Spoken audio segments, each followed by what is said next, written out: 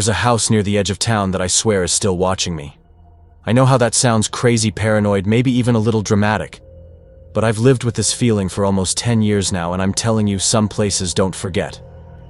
We moved into my grandparents' old place in 2016 when they decided to downsize. I was 9. 5 acres of open southern land surrounded by woods and a slow-moving mud-brown river curling past the fence line. It should have been peaceful. It should have felt like home. But just past our property line, buried in vines and rot and silence, was a house that felt like it had been waiting for me. The house next door wasn't just old, it looked wrong. Like it was decaying from the inside out, sagging into the earth, whispering to itself. And the family who lived there, they weren't just neighbors. They were something else entirely. This is a true story. It's about a boy named Toby who wasn't right, a woman named Selena who told me I had a third eye, and a room I ran from so fast I swear I still hear it breathing when I close my eyes. If you think haunted houses are scary, wait until you meet the ones that are alive. Our house sat at the far edge of a small southern town, 5 acres of land thick with trees and open fields, where the air smelled like river mud and hot dust. My grandparents had built the place back in the early 90s, and when they decided to downsize in 2016, my parents moved us in. I was 9 years old, still young enough to believe that home meant safety. I remember thinking the woods felt endless back then, like you could run forever and never reach a road. But the thing is, we weren't alone out there. Our property shared a boundary with one other house, if you could even call it that. It looked like something out of a nightmare, warped, crooked, patched together over decades with no logic. The original structure had been built sometime in the 1920s, but it had been expanded on with what looked like scrap wood, metal sheets, and whatever else they could find. It felt like the house was trying to grow, but didn't know how. The siding looked wet. Even on sunny days, the yard was a graveyard of broken furniture and missing gnome heads, and trash bags dangled from the trees like warning signs. It wasn't abandoned. It was alive. People lived there. Or maybe something else did. The family was made up of 2 elderly sisters and 3 kids. The older woman, Mabel, sat out front almost every day, in the same faded green rocking chair eyes, fixed on nothing, like she was watching something deep in the woods. Her sister Edith was meaner, sharper, and moved like her bones were breaking from the inside out. But it was the kids that really got to me. Toby, Ivy, and Hazel. Grandchildren, they said. But they didn't act like regular kids. They didn't move like them. They didn't talk like them. And one of them, Toby, was already starting to feel dangerous. Toby was my age, which unfortunately meant we ended up in the same class at school, and for some reason that made him think we were friends. I didn't like him. Something about him always felt off. He never smiled the right way, never laughed when something was funny, and sometimes when he thought no one was watching, he would just stare. Not in a curious way, in a way that felt calculated. I'd be in my room playing video games and turn around to see him standing in the doorway. No knock, no text. Just there. Like he belonged. One time I looked out the window and saw him doing cannonballs in our backyard pool. Another time he walked into our kitchen, opened the fridge, and started eating leftover pizza with his hands like it was his house. He didn't even blink when I told him to leave. But the worst part wasn't his boundary issues. It was the way he acted when we were alone. He had this obsession with anime, kept quoting shows in Japanese, expecting me to laugh or respond like I knew what he was talking about. I didn't. I didn't watch any, and that made him angry. His moods turned fast. One moment he'd be pacing in circles talking about samurai and spirits, the next he'd be lunging at me with a pair of garden shears, swinging them around like it was a game. But he wasn't playing. He had that look, wild, grinning, like something inside him had taken over. The worst was on the old wooden bridge behind our properties, the one that crossed the creek. I swear he tried to push me in. He called it a joke, but the way he smiled after that smile stuck with me. That was the first time I really felt it. This kid wasn't just weird. He was dangerous. And whatever was wrong with him, it wasn't just in his head. It was coming from that house. The twins were different. Ivy and Hazel barely spoke. Their voices were warped, like toddlers learning words for the first time, except they were already 7. Their clothes were always dirty faces, smudged hair, unbrushed. They flinched at sudden sounds and never made eye contact. It didn't take long to realize that no one at home was really looking after them. Their father was in and out of jail, and honestly no one ever mentioned a mother. At least not until I met her. Her name was Selena. I saw her one afternoon crouched near the edge of their property struggling to hook a hose to the spigot near our yard. She looked nothing like the rest of them. She was tall, maybe 6 feet, and heavy-set, with thick black curls and these oversized glasses that looked like they hadn't been updated since 1988. But her clothes were clean. Her hair was styled. She smiled like she'd been waiting for me.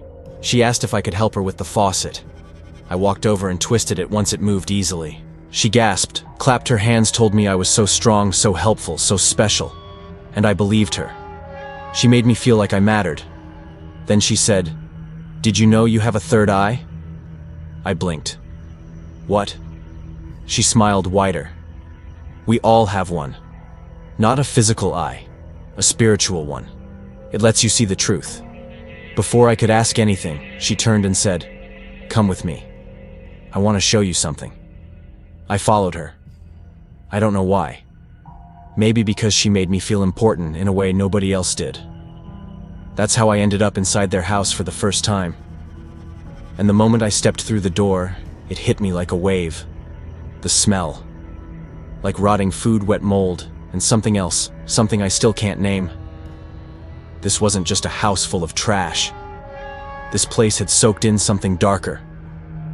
Selena led me up the stairs, hand still gripping my wrist like we were sharing some kind of secret. The deeper we went, the quieter the house became. No TV, no kids. Just the sound of our footsteps and something wet dripping behind the walls. When we reached her room, everything changed. It was like crossing into another building. The carpet was clean. The wallpaper was soft pink with delicate floral prints. A white dresser, a full vanity mirror framed in gold shelves filled with porcelain dolls that all stared in the same direction. The air didn't smell like the rest of the house. It smelled like old perfume and something sweet and artificial like rose water that had gone sour. She told me to sit. There was a little stool in the corner, velvet covered like something out of a dollhouse. I did what she asked. She moved to her vanity, opened a drawer, and pulled out a silver tray. On it, a black candle, a cloudy crystal, and a thick leather-bound book. The second I saw the cover, dark red, cracked from age and etched with a pentagram, I felt my stomach turn. My family's Catholic. I knew what that symbol meant. But what shook me wasn't just the book. It was how many other places it appeared. The mirror frame, the jewelry box, the baseboards. Even under the corner of the rug, I saw it etched into the floor like it had been carved there long before the room was ever cleaned. I stood up fast. "I think I need to go." Selena just smiled. Not kindly, not motherly, but like she'd already planted something inside me. "You saw it, didn't you?" she said. "Now you can't unsee it." I didn't answer. I bolted down the stairs out the door and didn't stop running until I got home. But I could still feel it, that room, that symbol, her voice. I wasn't just afraid. I felt marked. I never went back inside that house again. At least not while they were still living there. In 2019, Edith, Selena's sister, had a heart attack and died in the living room right in front of the kids. I didn't see it happen, but I remember hearing the story from my parents, how the ambulance took too long, how no one even tried CPR. The funeral was held at a crumbling Baptist church on the edge of town. The family barely spoke. No tears. Just blank stares like they'd seen something far worse than death. Except for one woman. A stranger. She sat in the second pew, sobbing so loud it echoed off the stained walls. Nobody acknowledged her. Nobody asked who she was. It was like she didn't belong to this world. Or maybe she did, and we were the ones who didn't see it. That same year, Toby disappeared. Word was he'd attacked one of the twins, either Ivy or Hazel, and got sent to some kind of psychiatric facility. Nobody knew the details, but I remember that night vividly. My parents sat my sister and me down serious, in a way I'd never seen them before. "You are never," they said, "to go near that house again." That was it. No explanation, no debate. And for the first time I realized they'd known. All along. Maybe not everything, but enough to be afraid. The rest of the family moved out not long after. Selena was gone. The twins vanished. The house stayed. Or at least part of it. In 2020, the property was sold at auction. One of my old teachers, Mrs. Carrington, bought it with her husband. They tore most of it down, but kept the original 1920s section, the same part where Selena's room had been. She invited us over to see the renovations. Everything was clean, modern, open. But the second I stepped into that upstairs hallway, I knew. Even through the new carpet, I could feel it. That pentagram was still there. I didn't need to see it to know. The air changed. My stomach turned. I left early, said I had a headache. But the truth, I was scared. The good parts, the paint, the furniture, they don't matter. That house remembers. And when she came back, I knew it wasn't over. Selena. Someone saw her at a farmer's market 2 towns over. She's calling herself a truth seer now. Started some kind of religious group. Lives in the woods. Flyers popping up everywhere. And I swear every now and then I see Toby in my dreams. Standing at the foot of my bed. Not saying a word. Just watching. Like he never left. That was the first time I understood something I'd ignored for years. Some people don't just do evil. They carry it. And if you let them close enough, they pass it on. And sometimes, that evil grows up with you. Just like he did. He was standing outside my apartment holding a knife. And we used to be friends. It still feels unreal when I say it out loud. Like some twisted short story someone posted on Reddit, or a scene from one of those Netflix thrillers where the killer always looks normal at first. But this wasn't fiction. This happened. To me. His name was Derrick Sloan. I met him during my freshman year of high school. He was a grade below me, quiet at first, kind of intense but harmless, or so I thought. We used to hang out at the local community center, shooting hoops, lifting weights, talking about school or whatever drama was happening online. My dad even took him to a Pistons game with us once. That's how close we were. He wasn't just some classmate. He was part of my circle. But it's crazy how fast people can shift when they feel like they're being left behind. As I got older, started focusing on my own life, driver's training, part-time work, prepping for college, Derrick didn't take it well. He'd text me constantly. Get angry when I didn't reply right away. He'd show up to my place without warning. I tried to play it off like he was just lonely, maybe going through something. I told myself, he's just a little over-attached. But looking back now, that wasn't attachment. That was obsession. And what started as a friendship turned into something far darker. Because some monsters don't hide under your bed. Sometimes they knock on your front door and ask to come in using your name like it still means something. We met through mutual friends at the rec center. Back then, everything felt simple: basketball after school, late-night Xbox parties, those endless summer days where time didn't exist. Derrick was younger than me by a year, still in junior high when I was a freshman. But he looked up to me. And at the time, that felt good. We bonded fast. He was a big fan of the Pistons, so when my dad got us tickets to a game, I invited him. He was so hyped. Said it was the best night of his life. That meant something to me.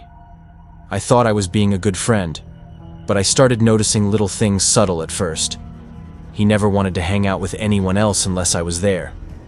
He'd get weirdly quiet if I made plans without him. Then came the guilt trips. Must be nice to have real friends. I guess I'm not important anymore.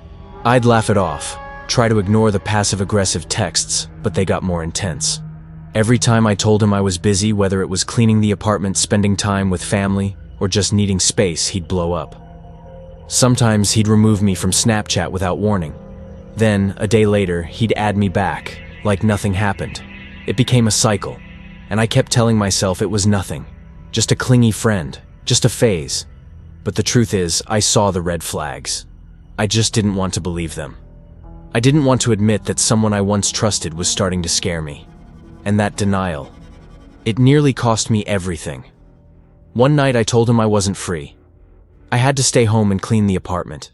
It wasn't a lie, but even if it had been, I would have felt justified. I just needed space. Needed a breather. I put my phone on silent, threw on some music, and spent the next hour vacuuming, wiping counters, folding laundry, normal stuff. When I finally picked up my phone again, I had no idea what was waiting. He'd removed me on Snapchat. Again. I messaged him confused, a little annoyed. I asked why he was acting like this. Why he always assumed I was lying just because I couldn't hang out. No response. Then came the read receipt. He saw it, but he didn't write back. I brushed it off, or tried to. But later that night, just after the sun had gone down and the street lamps flickered on, there was a knock at my apartment door. No text, no warning, just knock, knock, knock. I froze. I looked through the peephole. No one. I cracked the door just a bit enough to peek. The hallway was empty. I stood there for a full minute, heart thudding. Then I closed the door, locked every bolt, and went to check the windows just in case. That's when I saw him. Outside, on the sidewalk, right below my bedroom window, just standing there, staring up. I opened the window and yelled at him to leave. Told him I didn't want him here, that I needed space. He didn't answer. He just stood there, silent, watching. And in that moment, something in me shifted. This wasn't just clingy anymore. This was something else entirely. And deep down, I knew he wasn't going to stop. A few weeks passed. I blocked him on most apps, Snapchat, Messenger, even Instagram. I needed to breathe. I needed silence. But it didn't last. He added me back, again, like nothing had happened. And this time, when I didn't respond, the messages kept coming. Why are you ignoring me? I thought we were brothers. You can't just pretend I don't exist. There were dozens of texts. I didn't respond to a single one. Then I got a message from Nick. He was a mutual friend, someone I hadn't talked to much recently. But he'd always been chill. His text started with, "Yo, you need to hear this." I didn't expect what came next. Nick told me that Derrick's ex-girlfriend had finally spoken out, that Derrick had once held a knife to her throat, that he'd sexually assaulted her. I remember just sitting there, frozen, staring at my phone like the screen was melting. That's when everything clicked. The obsession, the anger, the late-night visits, the emotional manipulation. This wasn't just a toxic friendship. It was predatory, dangerous. I went cold inside. All I could think was, he's been to my apartment. He stood outside my window. I removed him from every platform I hadn't already. And when he texted again, blowing up my phone, demanding to know why I lied, I said I needed time to myself, that I'd add him back when I felt better. But the truth, I was done. I wasn't going to wait around for things to get worse. At least that's what I thought. Because worse was already on its way. And it was coming that night.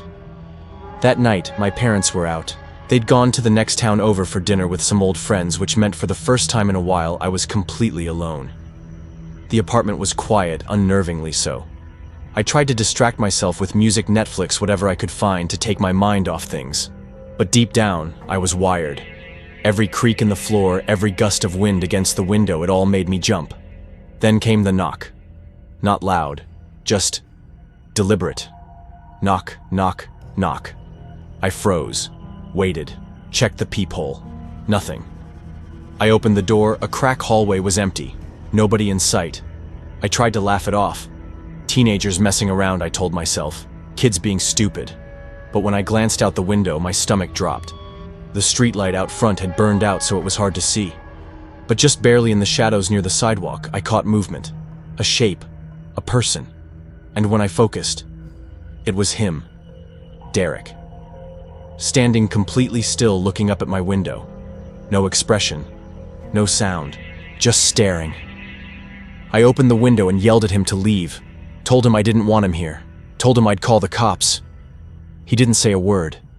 But then he moved, slowly, lifted his arm, and in his hand was a knife. I couldn't breathe. I couldn't move. My body went cold. I slammed the window shut, grabbed my phone, called 911 with shaking hands. By the time the cops got there, he was gone, vanished into the dark.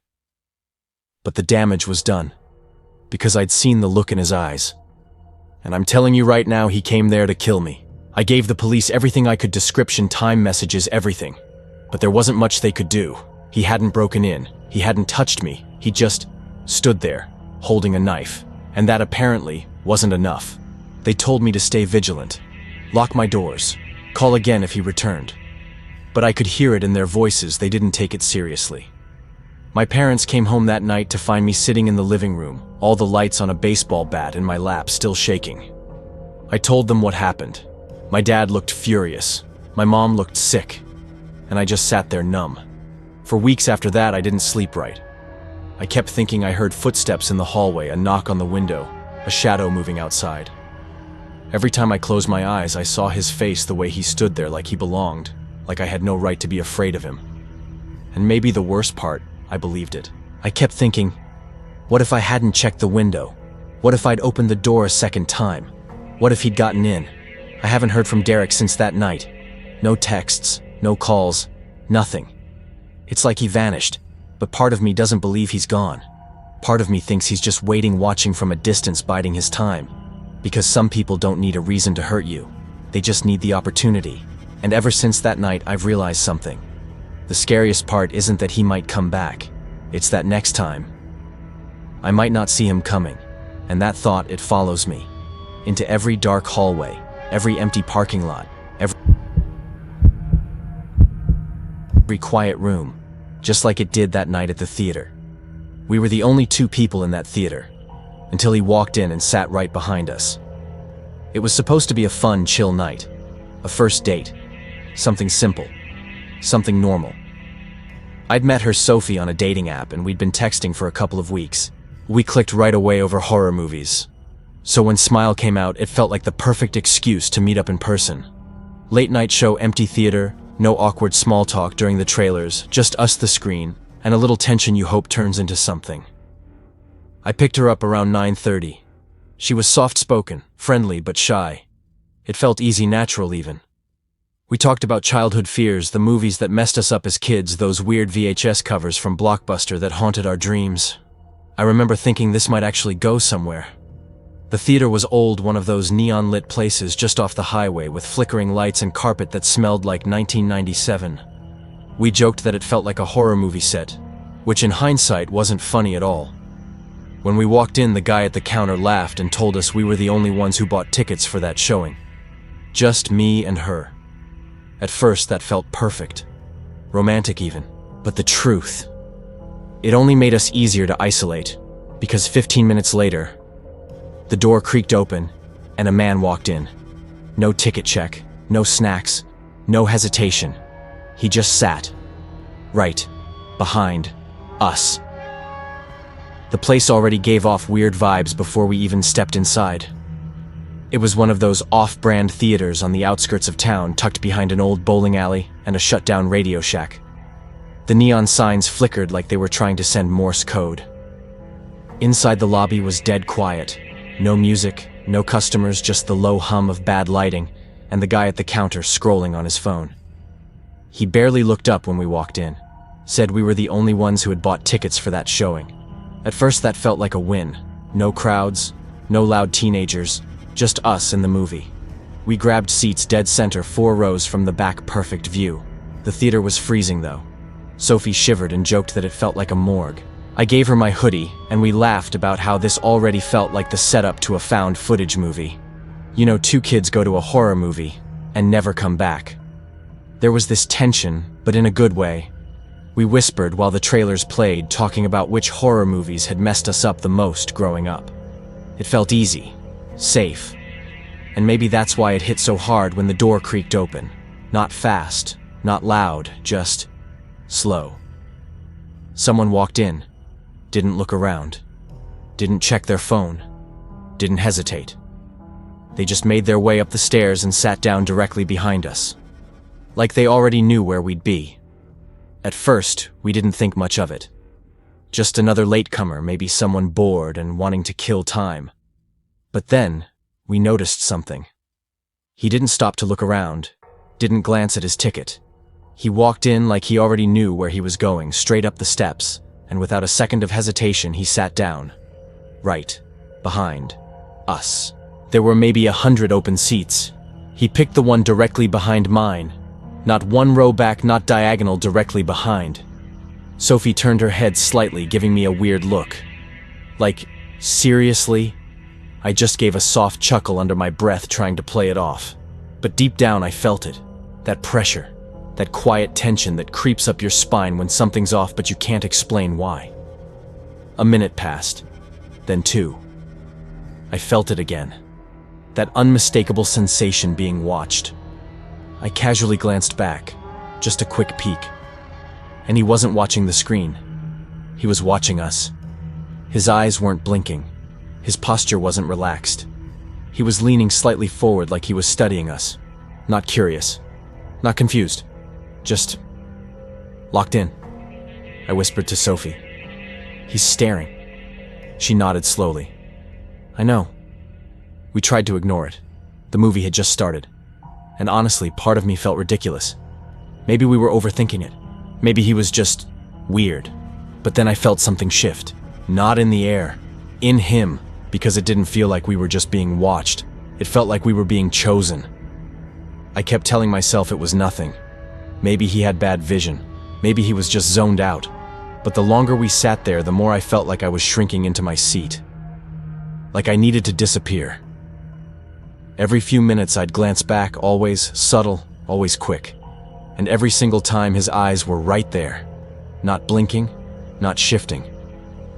Still locked on us like we were part of the film. And then I felt it, a breath.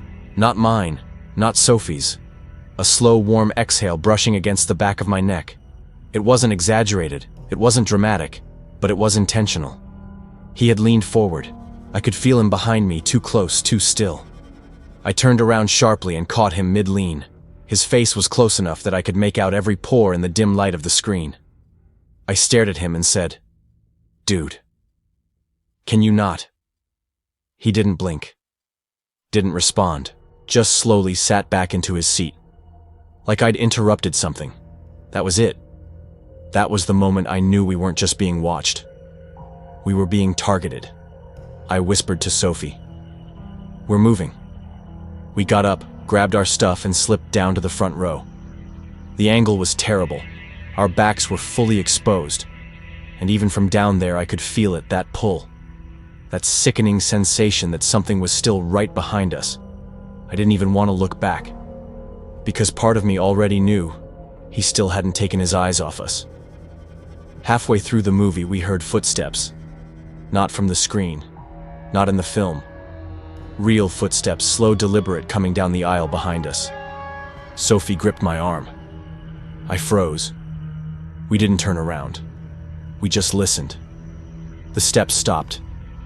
Maybe 3 rows above us. The sound cut out like he was just standing there watching. And for what felt like forever, nothing happened. Just silence and static from the film behind us. I didn't know if he was breathing, blinking, moving. Then, after what felt like an eternity, he turned and walked back up. But by then, something inside me had already snapped. I leaned close and whispered, "We need to leave." Sophie nodded. We grabbed our things, trying not to make noise. We slipped out the side door of the auditorium down the hallway toward the lobby. I looked back just once through the tiny round window in the door. He was there, standing in the middle of the aisle. Not watching the movie. Not even facing the screen. Just standing. Staring at the door. Straight at us. When we reached the lobby, I went up to the concession guy and told him, "Someone's acting really weird in Theater 6. His expression changed immediately. He didn't ask what we meant. He just muttered, "Again." I said, "What do you mean again?" He hesitated, then said, "He comes in sometimes. Always late shows. Never buys a ticket. Never talks. You're not the first to complain." My blood ran cold. Why hasn't anyone stopped him? He shrugged, almost ashamed. Technically, he hasn't done anything illegal. Management says if he doesn't touch anyone, we can't do much. Sophie was almost crying. We asked if someone could walk us to the car. A janitor agreed, but the whole way out, I couldn't shake the feeling that he was still watching us. Maybe from the glass, maybe from the shadows, maybe from somewhere closer than we'd ever know. We made it back to the car. He didn't follow us out, at least not that we saw. But the thing about fear is, it doesn't always live in what's right in front of you. Sometimes it plants itself in your memory and stays there. Quiet. Breathing. I dropped Sophie off. We hugged, kind of. Said that was insane and let me know you got home safe. But neither of us really spoke about what had happened. Not in full. Not yet. For days afterward, I kept checking my mirrors. Kept looking over my shoulder at night.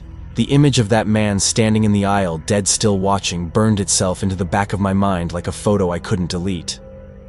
Sophie and I texted a few more times. She was shaken. So was I. We never went on a second date. And honestly, I don't blame her. I never went back to that theater.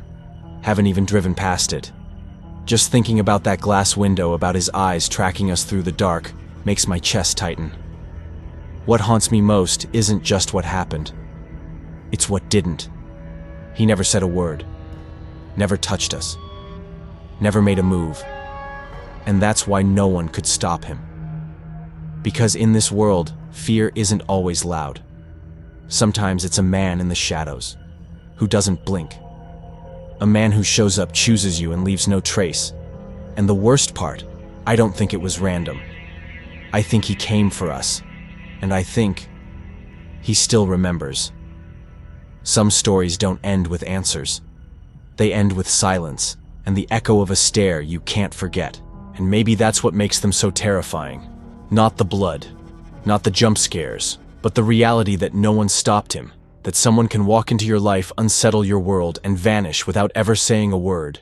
And you're just left wondering, what did he want? Why did he choose you? And worse, is he still out there?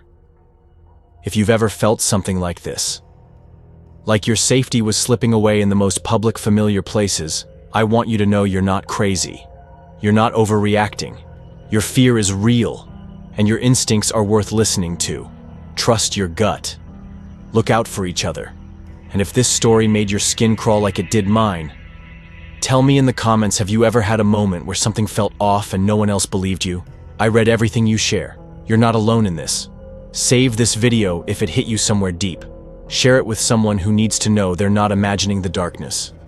And if you're new here, hit that subscribe button. We tell true stories that were never meant to be heard, because once you see it, you can't unsee it, and the fear, it never really leaves.